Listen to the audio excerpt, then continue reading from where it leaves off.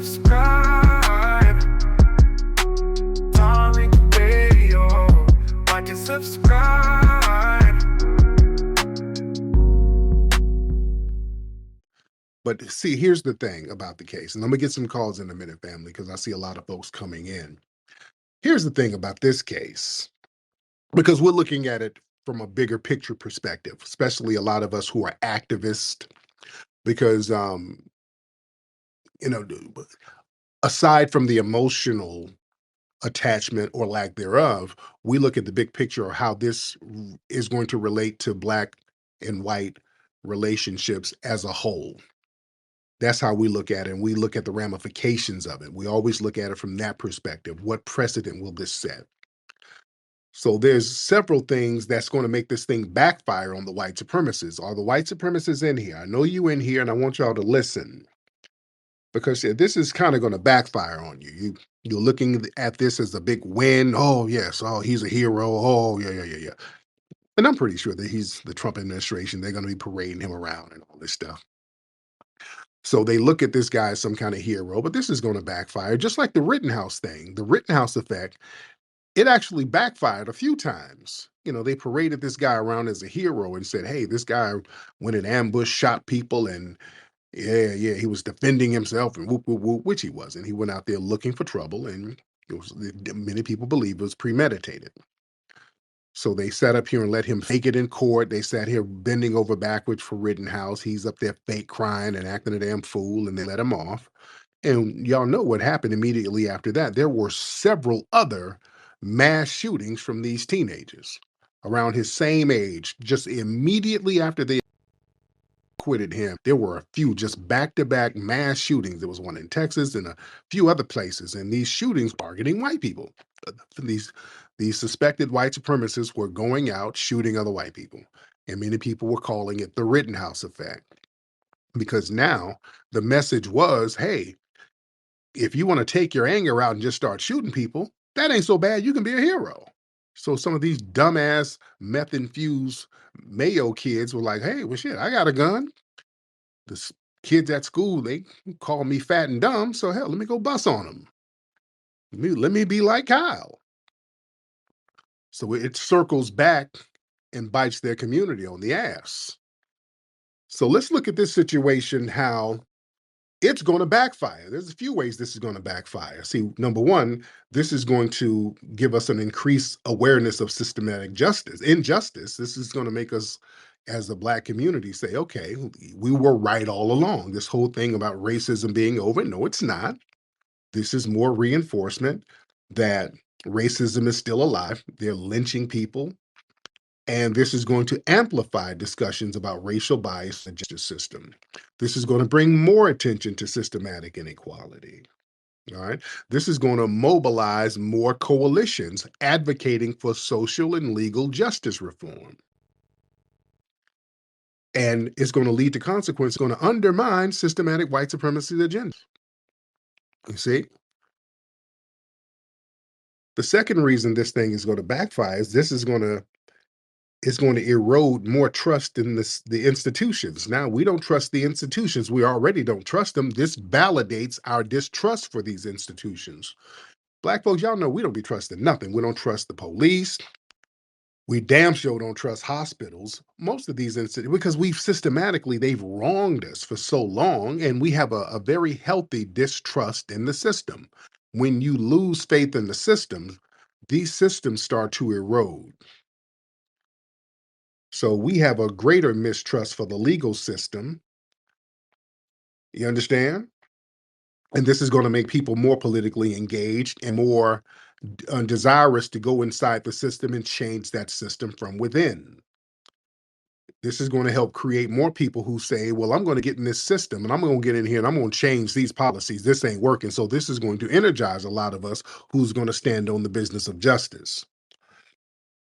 The third thing, and this is very important, family, this gives us even more distrust for the damn Democrats. Family, I want y'all to understand something. This happened under the Democrats. This happened in a Democratic city, Democrat state, Democrat presidency. we're still under a Democratic presidency right now. Kamala and Biden, they're still in the White House. You understand? So people told us, oh, when the Republicans get in office, oh no, what about your asses in office right now when this kind of stuff is happening? And truth be told, I think this was the Democrats telling Black Americans this was their FU on their way out the door. This was their FU on their way out the door. Alvin Bragg's out there was like, well, justice was served, and hey, man, we just got to deal with it. That the black, what is he, the DA out there?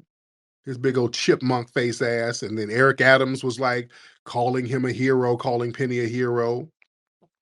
So yeah, that Democrat machine, they all gave us a big FU because I guess they're mad at us for making them crash and burn. Okay. So this is going to be their FU to us because we made them lose badly. And they've been doing little passive aggressive stuff. Y'all saw Biden on his way out the door. He's tooting his wrinkled Geritol ass up at us.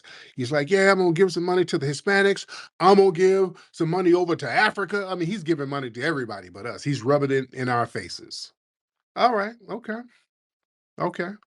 And another thing about this case, family, have y'all seen the tethers? There's been a lot of tethers sitting up here co-signing Daniel Penny, sitting up here saying he's a hero too. Have y'all seen these tethers on here? I've retweeted a couple of them. The tethers are on here co-signing Daniel Penny. He was a hero. Jordan Neely, that was a drug addict nigga. Okay, all right.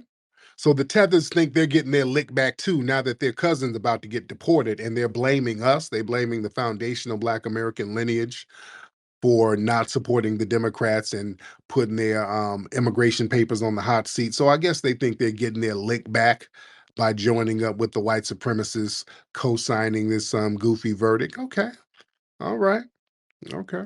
Don't know. No, let's put that in our mental Rolodex because when they start getting rounded up in January, don't come to us talking about we're all the same nigga, we're all brothers. Oh, no, no, no. I am Jordan Neely. I'm Jordan Neely, and you remember what you said about Jordan Neely. You see? So the next thing, the next reason why this is going to backfire, this is going to create more grassroots activism. A lot of people are going to start hitting the grassroots and looking to us and looking to other grassroots people to get codified and start hitting the streets. You understand? They're going to look to us, the grassroots. People are going to look for us for truth and not media spin. So that's going to increase viewership on our behalf, ladies and gentlemen. That's why we got over 1,000 people in here now within the first, 10 minutes. The next thing, the next reason why this thing is going to backfire, there's going to be a lot of polarization within white society. Because listen, I want y'all to understand something. What what Penny did was very cowardly. That was very cowardly. He snuck up and choked the dude from behind and killed him. Just doing sneaking up on somebody from behind is cowardly, but just a homeless guy, a homeless little skinny, hungry, special needs dude who's a damn Michael Jackson impersonator. You snuck up on him and choked him out, and you're a Marine. You know that looks cowardly. No matter how much these other cowardly white supremacists try to spin it. And here's the thing: the white women see this, fellas. All the white guys in here, I want y'all to understand when y'all make Penny your hero, that's a weak hero. When you make that your hero, uh, that's a beta male type of thing. That's not alpha because you needed a system of injustice to prop up your so called hero because you weren't man enough to stand on business. So now the white women, they see this instinctively. Women, they want to go for the alpha male, not a man who's dependent on a system to hold him up. That looks weak. Women are like, hell, I can do that. I can get a system to hold me up. I can get on welfare. You understand? So women look at that. So now white dudes, these white women are gonna start looking for the alpha males. You understand? That's why there's a big increase of that. These white women out here campaigning for the soul poll because they need an alpha male. They don't want to, they hear the white supremacist males whining about black men all damn day. So that makes them want one. Yeah. So there's a lot of polarization that's going to go on in the dominant society. And the last reason why this thing is going to really backfire is because the message is that you're going to get a false sense of impunity, of street impunity. A lot of these cats see Daniel Penny get off. So what they think is that they're going to end up getting a false sense of street impunity, meaning they think they can go out here and pull this type of stuff and the court system is going to give them impunity. So they think everybody will just kind of sit on their hands. They think now some of these goofballs might think, okay, well, let me go out here and choke out a brother myself. I want y'all to understand something. Everybody ain't like Jordan Neely out here. Yeah, I want y'all to really understand. Everybody ain't like Jordan Neely, and let me say this: everybody ain't like them buck dancing Sambo ass tethers that was on that train. All right, let's keep it a buck. There was a bunch of tethers on that train because they love to point to the quote black people who were around. Those were tethers who sat there and let that happen. Let me tell you something. You try to pull that around some FBAs, you're going to get all types of different hands and feet put on your ass. Do you understand? You do that around the right people, some people ain't just going to be standing around letting that go down. You pull that around the right people, it's going to go way different. When you get around some non-tethers trying to pull that, the vibe is going to be real different and you're going to learn the hard way. And ain't nobody going to wait on the police to come and all that stuff. Yeah, that was a good little one-off, but everybody ain't frail and hungry and homeless. So you try to pull that on the right one, it's going to go left. You don't know who you're dealing with, and you don't know who's going to be around. And now that we see the justice, quote unquote, system is going to possibly be on your side, people are going to be like, well, hell, I might as well handle this fool right now. I saw a video earlier today. It was some white dude. I wish I could find it. I wish I could retweet the video. He was in a grocery store. He had a dog. And I know y'all probably seen this video. I don't know how old the video is, but I saw it today. So this white man was in a grocery store. I guess he wasn't blind. He had one of those emotional support dogs or whatever. So, but this white man was up here. It was a bunch of black employees at the grocery store. So the white man's up here cursing them out, calling them the N word. And the employees, they had to chill because they knew that, okay, yeah, we don't want to put our job on the line. Yeah, N word, yeah. What you gonna do, buddy? What you gonna do? Just yelling at them, calling them the N word. And the white man, he would have, the minute they would have done something, he would have tried to sue the store. That's what he was kind of fishing for. He's gonna try to sue the store, so he wanted the black employees to jump on him. So there was a black customer. It was a brother who was like, "Hey, well, check this out. I don't work here, so what's up? So what you want to do? What you want to do?" Started yelling at the brother. The brother kicked his ass down aisle 5. So the brother put hands and feet on him. Nigga, the dog left the man in the whole nine. The dog went over there with the black folks.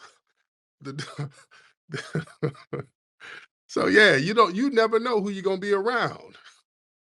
So yeah, it's you never know when tides will turn. You never know. So yeah, he lost his dog and everything. The dog is being raised in a black household now. So the dog is eating soul food. The dog got high blood pressure, but the dog is not around that white supremacist.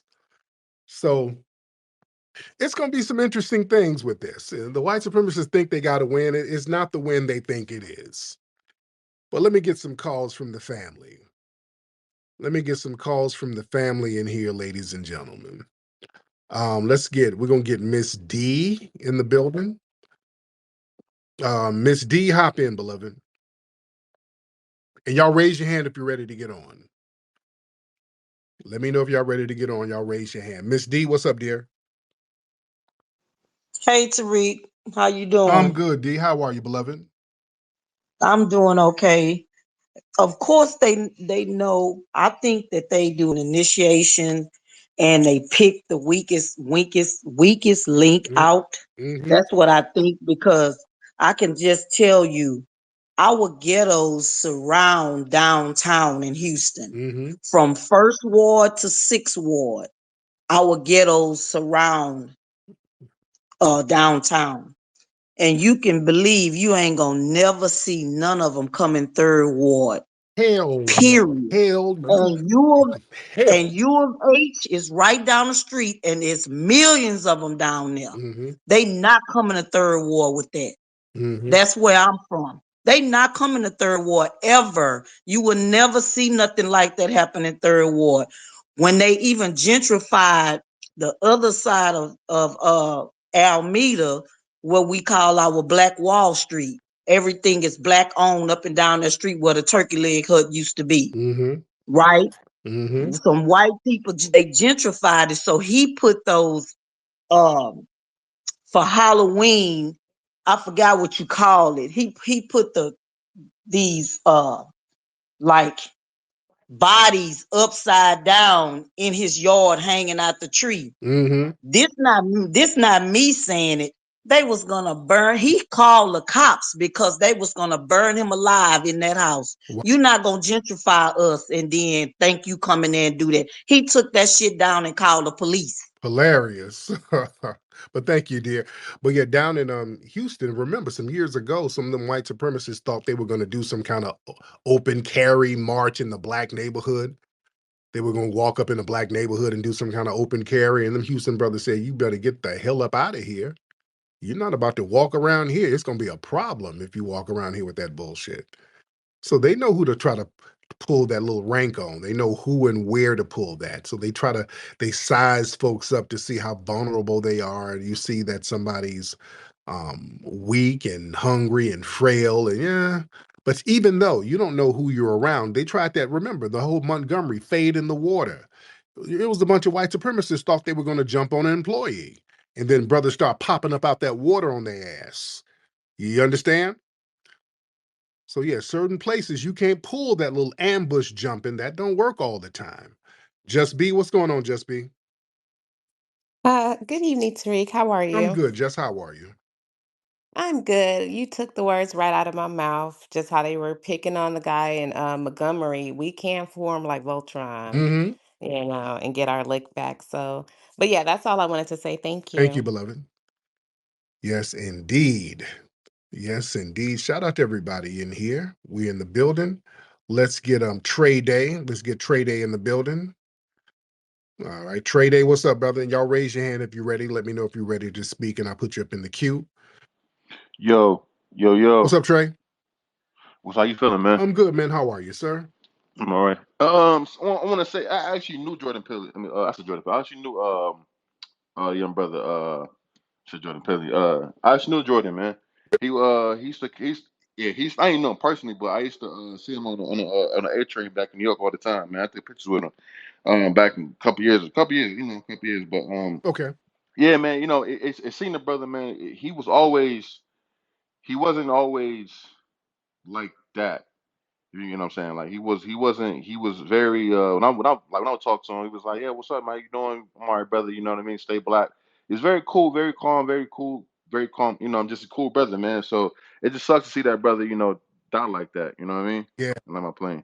Yeah, man, it was a very unfortunate thing, and from what I understand, I think the family is about to sue Daniel Penny, which is good. Hope they get that. Hope they get that off. Son, what's up? Son of the what's that? Son of the something? Son of the South.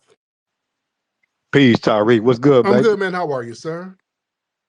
Chilling, man. I'm out here in Houston, man. I heard you came out here. I'm glad you came out here and enjoyed yourself, Oh brother. yeah. Hey, man. Hey, listen. What Miss D was talking about, that's real shit. That is real talk out here, man. In the Fifth Ward, Third Ward, man. You go to Acres Home, ain't none of that type of action happening at all, brother. With Mm-hmm. these immigrants, man. Real Yeah. talk. And it's like they. I'm gonna tell you something, man. A lot of them, they just stay in their own little areas and do their thing. You know what I'm talking about? They sell their little tacos and Mm-hmm. have their little businesses. We Mm-hmm. have our shit going on, and it's good. Yeah.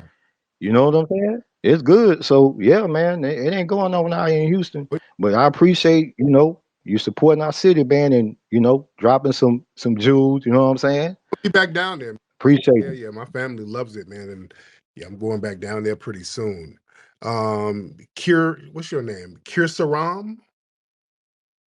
This better not be one of them Indian dudes. Kir Saram, what's up, man? All right, this is one of them Indian dudes. Kir Saram, y'all tell your Indian buddies don't be requesting to get on the queue because y'all don't be wanting nothing, man. Y'all be up here trying to get pen pals, and it ain't really that type of thing, man.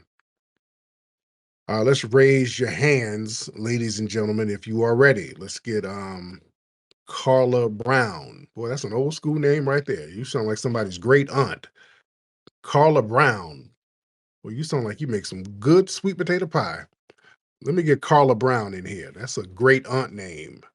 Carla, what's up, Carla? Miss Carla Brown. All right. Carla, unmute your microphone, beloved. She's probably in there boiling some black eyed peas, right?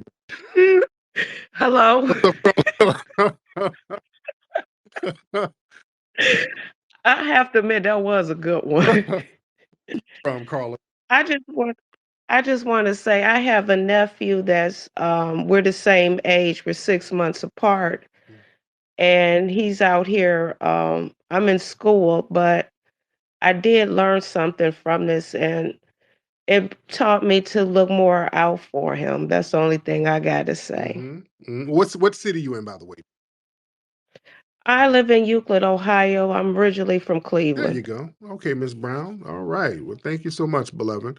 Let's get Thank um Miss Stacy in the building. Miss Stacy. What's up, Miss Stacy? Hey, Tariq, what's going Hey, Miss on? Stacy, how are you? I'm good. Just about to take my intellectual power real quick before I go to Shout bed. out to I just got off shout out to just got off my second job. yes, yes. Y'all need to get some of that intellectual power from Brother Reza. Reza was at my house earlier today. Shout out to Reza. Because we're talking about Hidden Color 6, because we're gonna drop some heavy stuff about Oh, I can't wait for that. I'm so sorry. I didn't mean to interrupt you. Go ahead. yeah, we're talking about the herbs and the y'all see. Go ahead, Miss Stacy. Go ahead. Yeah, I was just gonna say about that guy. I feel so bad for Yeah. him. But there's this weird, I hope people don't think I'm foul for this. There's this weird part of me though, for some reason, that if he was suffering so much, I'm glad he's out of his misery. Mm.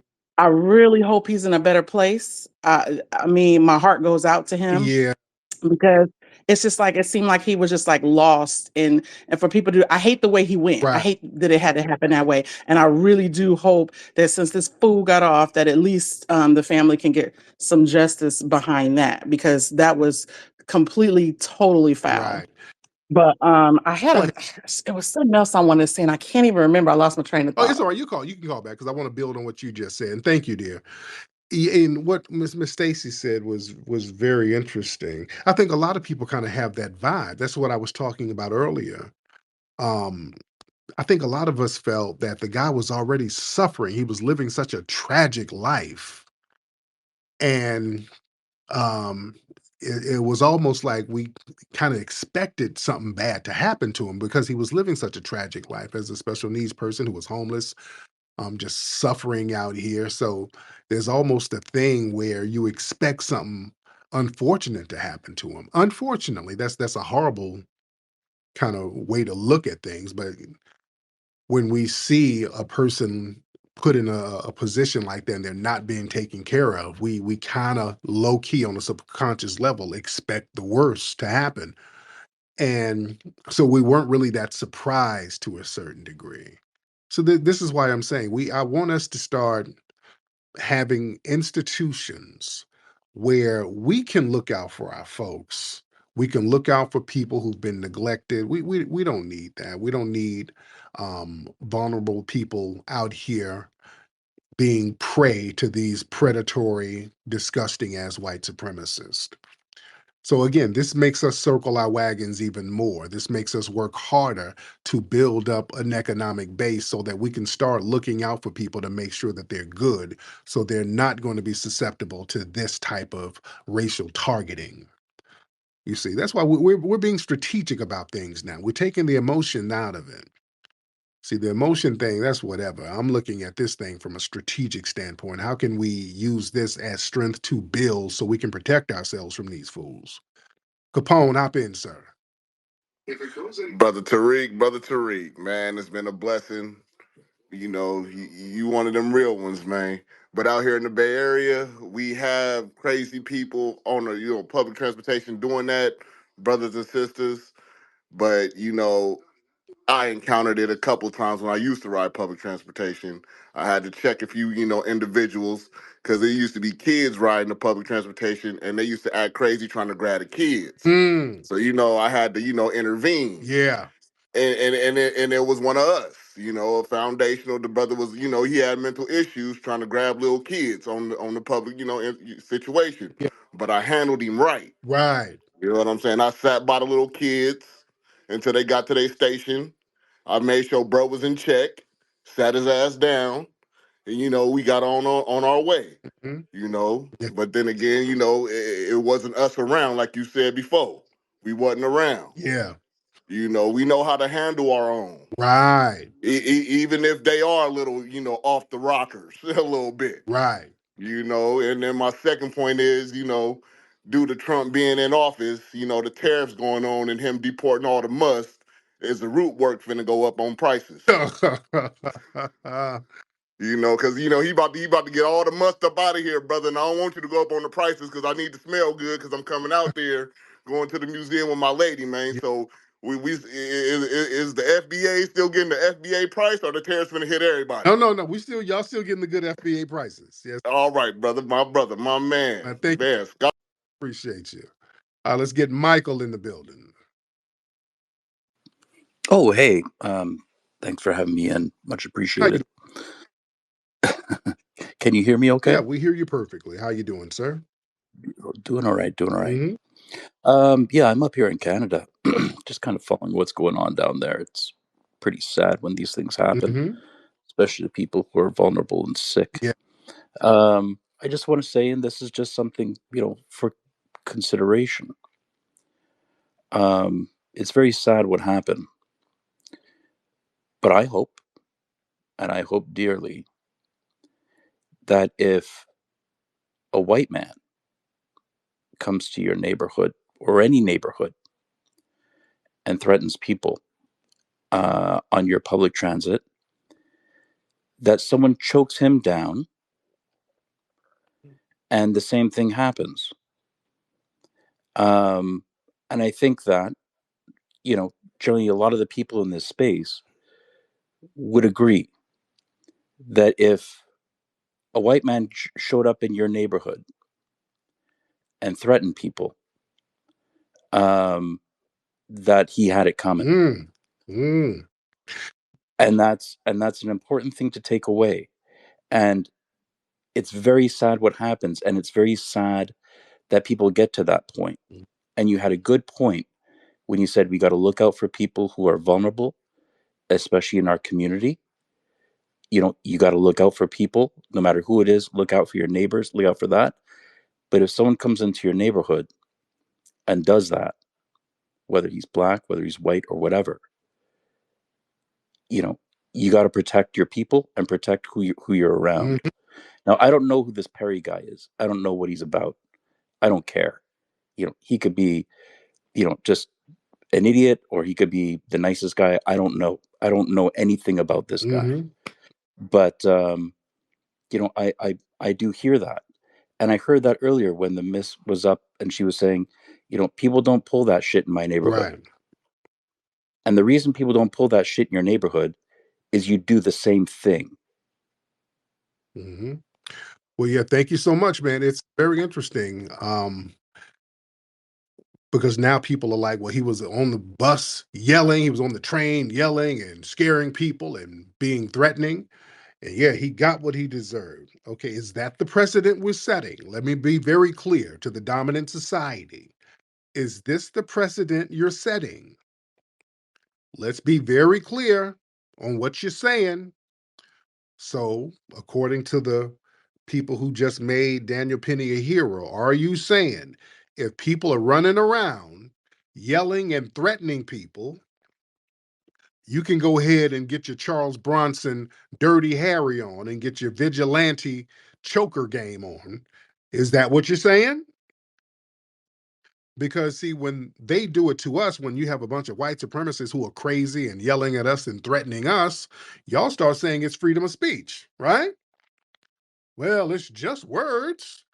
It's a free country. You can say what you want to say. Well, no, he's threatening me, but it's a freedom of speech, First Amendment, blah blah blah.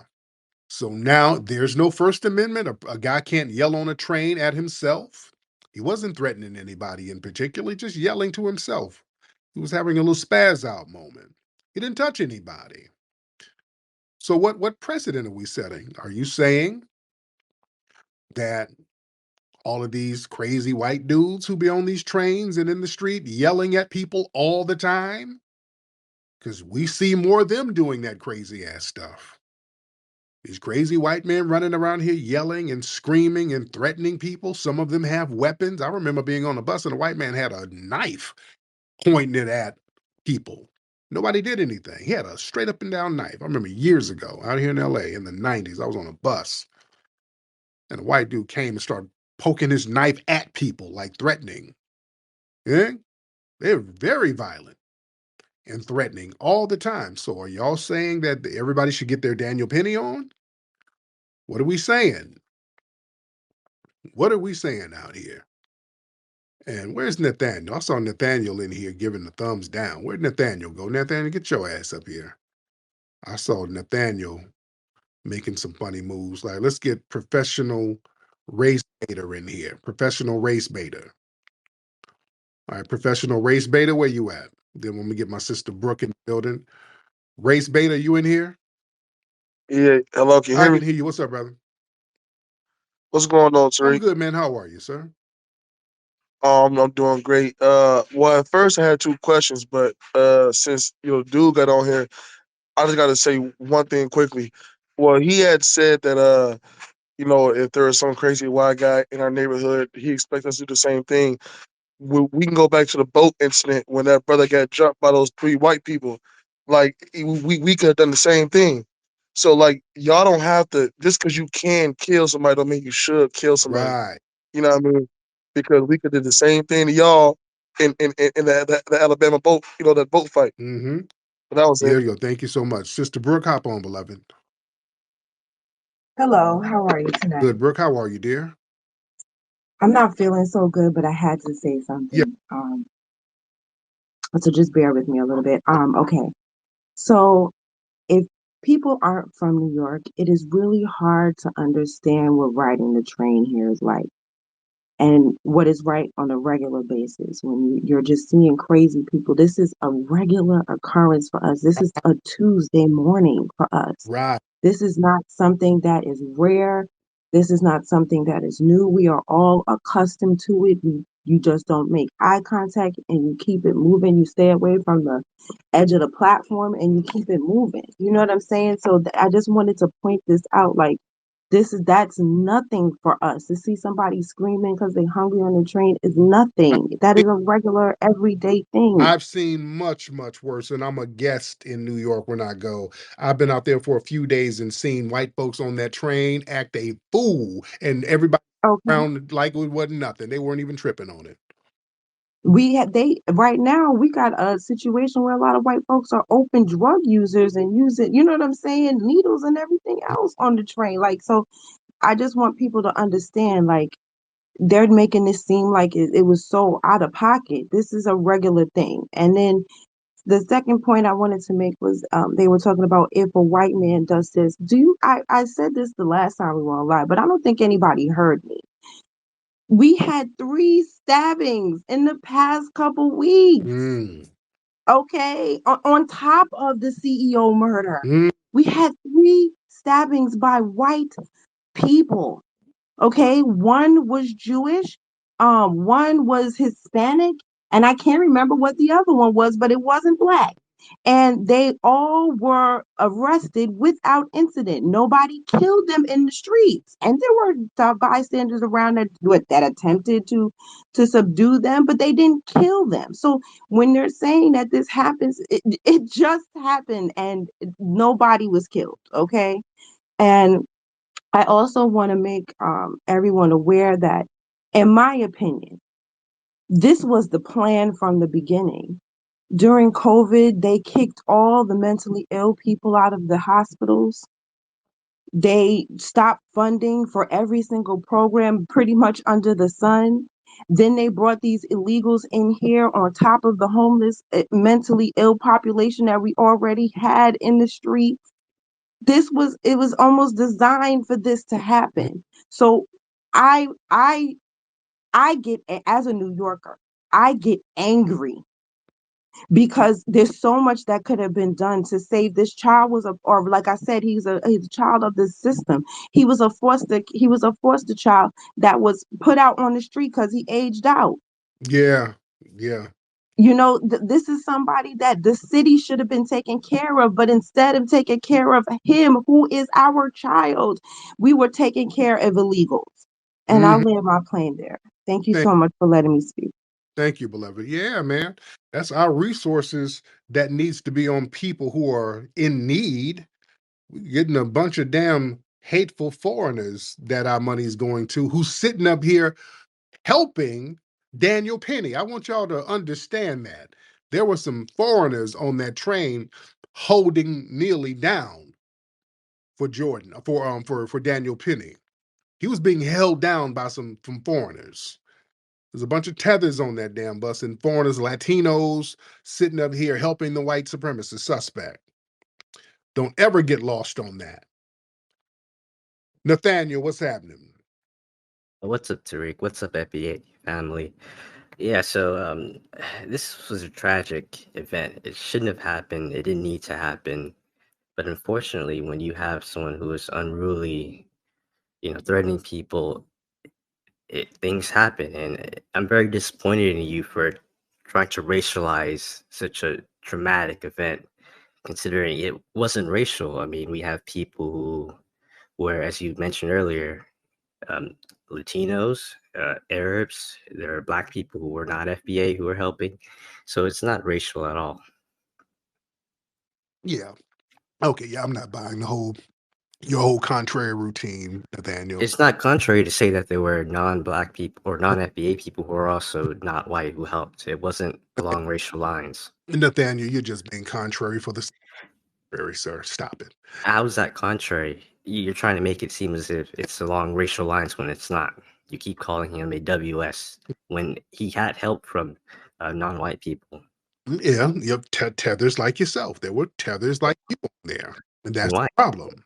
They're non-white. You're making it seem like it was a white versus Black race Right. war. With tethers like yourself on there, and that's our point. FBAs aren't the only non-white group in America. Now, there were tethers on there co-signing what Penny did. That's the problem. But thank you, Nathaniel. I want to hear your because Nathaniel's really a Somalian who pretends to be white, so I don't want to hear his bad faith arguments. Let's get C Killer in the building. C Killer in the building. Hey, what's up, brother Tariq? What's up, brother? You good?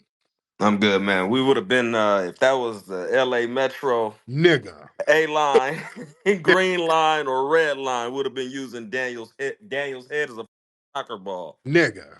Just wanted to drop that, man. Y'all have a good night. Hey, my man, thank you so much. Yeah, again, yeah, you pull that bullshit in the right spot, it'll be real different. Nunya, let's get Miss Nunya on here, who was on here a few days ago saying that I be calling everybody tether. What's up, Miss Nunya? And you do, but that's not the point. Hello. What's the point, Miss Nunya? The point is obviously, Nathaniel is clearly wrong. Anybody that thinks like that is clearly wrong. That man had murder on his mind, obviously. I feel like sometimes people are just going out looking for like moments like this where they feel justified to do some shit like that. And I also feel like the current state of America made him feel like he was justified, like he could do something like that and get away with it. Mm-hmm. Mm-hmm. Yes, indeed. And by the way, Miss Nanya, they said that you are white identifying. Are you white identifying? I'm white presenting, I'm not white identifying, I'm black and white. But obviously, I go through society as a white person. Mm, that's interesting. That's very, I'm perceived to be white by some people, other people not. you're perceived to be white. Okay. That is interesting. If you look at my picture, what would you think?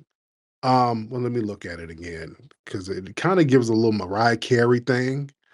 So yeah, because as a black person, I can see black features, but it could you kind of like a Latina to a certain degree. It kind of has a Latina thing going on. But you're About to white. use this soundboard on you. You what? You about to make me use this soundboard on you. No, but yeah, you kind of do look like a Latina in the picture. But again, oh, was that a vibrator? What was that? That was the Twitter soundboard.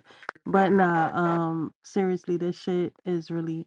But no, to answer your question, again, black and white. Obviously, the world sees different things, so it's subjective. But There you the go. is Oh, look, Adonis Partygorian. Hop in, brother. So Tariq, I live in the South, and where I'm from, we have a lot of active groups. The main one are the Patriot Front. Yeah. And they've actually tagged one of the bridges here, patriotfront.us. And I've also monitored their groups on Telegram. And they're very emboldened by this not guilty verdict. Mm, So I'm actually afraid for my safety. Not only do I have to worry about white supremacist cops, now we've got to worry about the vigilante white supremacists that want to jump in and, maybe try to put a knee on your neck or put you in a chokehold or think they're being a hero. Because where I'm from, we have those white supremacist groups. So I'm actually afraid for my safety at now, this what point. state are you in, Adonis? Tennessee, we have a lot of these, militia active groups that these white kids join, Memphis. and they. Oh shit! Let them try to go to Memphis, man. Please, I got some hitters up in Memphis. Yeah, they know where to go and where not to go. They ain't about to go. They gonna sit up there in the rural areas talking that bullshit. They know where to go and where not to go. Remember down in Tennessee when that white supremacist went and shot up the Waffle House? He still got his ass whooped by one of them Tennessee brothers. Don't ever forget that. That white supremacist ran up in the Waffle House shooting in the middle of the night because he knew that's where black folks was going to be, and a brother still took his gun and whooped his ass. You understand? Even the armed white supremacists be getting that work out there in Tennessee. Don't get it twisted. Yeah, that Patriot Front, they don't really want it for show. Let's get real. Tamara, Miss Tamara. Hey, Tariq, Tamara. But it's not racist for you to mispronounce my name. It's all good. Okay. So you all have touched on really good points tonight, especially that sister who just went a few moments ago before me. One being that the system is really flawed. And I appreciate your solution being that we need to bring our family in and be, watchful over our family members and our community. That's exactly what's needed because there is a theory in mental health that people choose to live on the streets like Jordan Neely. And as a result, we see that our mental health facilities are being closed down and the resources for mental health are just removed and depleted. And then it leaves people like the Jordan family feeling disenfranchised and helpless. They don't know where to go to actually get help for their family members. And they just end up feeling like there's nothing that they can do. So definitely bringing your family in and being more watchful of your community is very important. The second point that you touched on, which I'm really glad you touched on this, is the whole idea behind the fact that this tragedy happened under a Democratic Yeah. president, governor, and mayor, and Democrat run city and state, really, right? And I wonder about that because there is this floating theory that Black men, and to a lesser extent, Black women, are worth more dead than alive to the Democratic Party because then they can use tragedies like this to spun support, fundraising, protests, and chaos, we see Black Lives Matters coming back and trying to reemerge as if they didn't, basically stab our community in the back by taking all these donations and going to buy $1 million homes in white communities. So now they're trying to reemerge. And so I wonder, what do you think about that theory? I mean, you could look at George Floyd, that happened under a Democratic run city where the senator, I think of her name at the moment, where she actually let that cop go. And then we also have Sonia Massey, that happened in Democrat run Chicago. So what do you think about this theory that Black men are worth more dead than alive to the Democratic Party? Yeah. Well, that's my plan. Thanks. Thank you, dear. That's absolutely true because I saw some of these fake tether feminists who would sit online denigrating Black men all day. They would be at some of these protests. I'm like, what the hell is she doing here? I would be at these protests and I'm like, wait, this mammy bedwench sat online talking greasy about Black men all day. And they'd be up there, no justice, no peace. So they would be right out there fake protesting, and then all of a sudden they'll start shifting the focus. Yeah, Black lives matter, Black trans matter, Black immigrants matter. So then they'll go out there and start shifting the focus away from this Black person to start campaigning for other issues and diverting the resources needed for the foundational Black American community to the immigrant community, then to the LGBT community. So they were out there using Black dead bodies to finesse for these other groups. And that's why a lot of us had a real problem with all that stuff. Well, let's get Clyde in here. Clyde? How you doing, brother? Hey, Clyde, how are you? I'm trying to hang in there. I'm everybody's favorite Melungeon. So if you get time, look that up. I know about the Melungeons. I know about them. They said Abraham Lincoln was a Melungeon. They said, Yeah, that's true too. Yeah, most people don't have a clue who or what we are. But go ahead. Go ahead. Go ahead, brother. Go ahead. What's on your mind? In regards to this incident that happened on the subway, first of all, I want to say I don't condone anyone going out and killing anyone. From what I've seen so far, I've tried to set back because of what I do for a living. I have to set back and look at the entire situation. And I've heard the whole hero veteran thing. The man's 24 years old. He's a veteran. And then I've heard that he's a racist. So if you have any solid proof or evidence, do we have anything on this young man as far as being an affirmed racist? Or is this something that will have to come out in the civil lawsuit that should pursue? Other than him lynching a Black person, that's the only racist proof that we have, and that's on camera, and they said that was okay. So I have a problem with not only this situation, but we also had the other incident that happened in which the police officer went to jail. The chokehold was submitted, and this is the problem I have in both those incidences.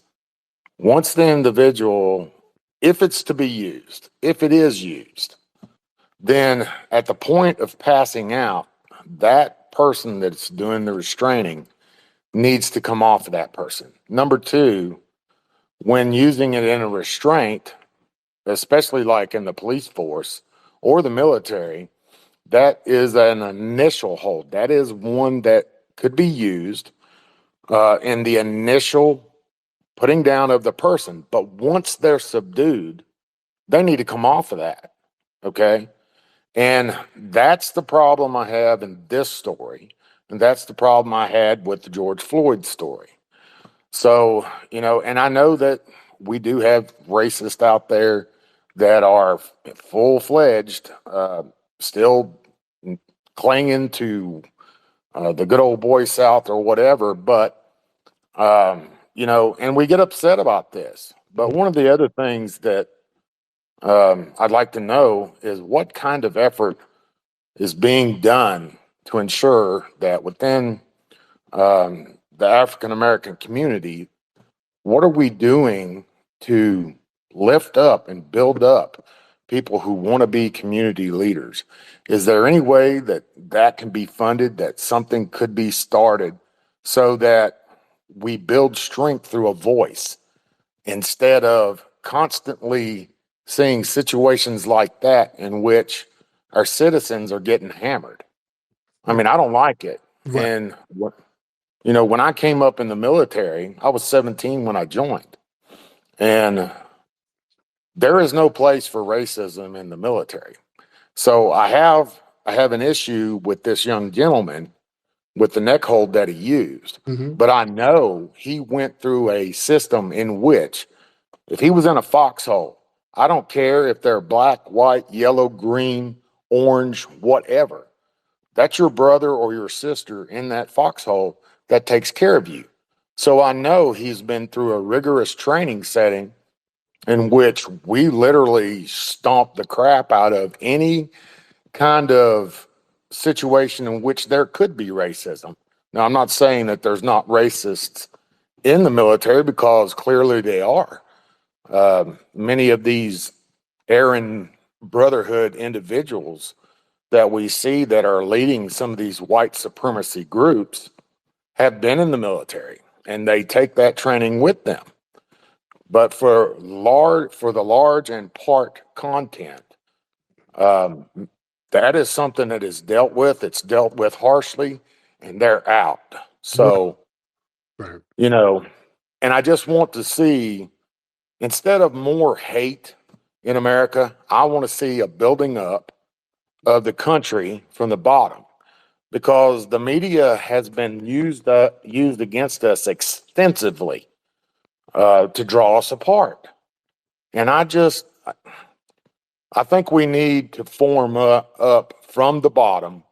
I came up from the bottom, and I had to fight my way through, fight through my degree, fight through everything that I've got. And I think every person should be entitled to do that, regardless of their race, color, age, or whatever. And I just Thank you so much, bro. I had to land your plane. Let me get some more calls in here. Nikki the God, how are you, dear? Peace, Tariq. Peace and love. Hello, Tariq and family. Okay, so we all know that the white birth rates are dropping and the perceived power system needs to stay intact. So I noticed today that the comments were off the wall on many of the Jordan Neely posts. They were coming out in full force with their white supremacist viewpoints. Jordan was being referred to as a predator, a threat to society. They were insulting his family and upbringing as well, which it broke my heart to hear that. The white supremacists, both individually and as a whole, are going to use the Daniel Penny acquittal as an opportunity to spew all of the hate and perceived power they believe they have. They wish to live vicariously through this monster who picked what I view as a soft target to leash out a spineless ambush on someone who just couldn't defend himself. Even though there's no proof that he physically harmed anyone or that anyone was in real danger, the I'm white and I say so law was initiated along with all types of dog whistles to claim white power over the masses. And I'll land right there. There you go. Thank you so much, dear. I appreciate you. Good way, good way. Yeah, yeah, yeah, yeah. Good way, good way. Ooh, yeah, yeah, yeah, yeah, yeah. Good way, good way.